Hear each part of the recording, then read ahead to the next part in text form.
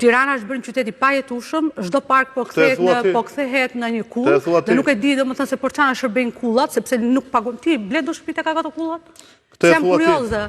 Ti ble do shtëpi në Tiranë, nuk e di a ke shtëpi ti, po unë nuk kam shtëpi, dhe nuk ka pretendoj që të kem shtëpi, sepse me të ardhurat që kanë Shqipëria janë shumë. Shko dhe në kryeqytetet e Europës dhe do ta shikosh. Ky është standardi, pra. Ky është ajo për cilën do ta çonin në Europë. Do ta çonin që mos të kemi mundësi që të blejmë shtëpi, të mos kemi paqe dhe për këtë Europës TV Shana. Mos u nxitosë, ndoshta kur t'jeni dhe ju në pushtet do jetë më lehtë për të marrë shtëpinë. Si? Ndoshta kur t'jeni dhe ju në pushtet do të jetë më lehtë për të marrë një shtëpi. Duhet të jetë më lehtë, është një drejtë shumë bazike, është drejta për strehim duhet garantuar qytetarëve, edhe nuk mund të ketë. Sa ke firmosur me zonja Rrugo, sa ke firmosur 1200 familje për të dhënë kredinë e subvencionimit të interesave të kreditës, pra i ke dhënë kredinë e butë. Ku ka ndodhur më parë këtë zonja Rrugo? Fakti që ka politika sociale.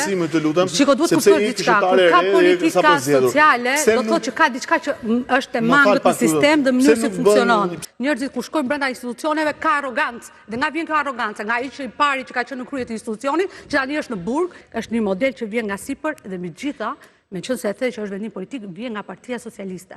Pra si e keni atje sipër, e trashëgoni të gjithë juve poshtë me radhë. Dhe ja ku jemi në këtë lloj pike sot, që kemi njerëz korruptuar, arrogant, larg qytetarëve dhe flasim me ta me përbuzi.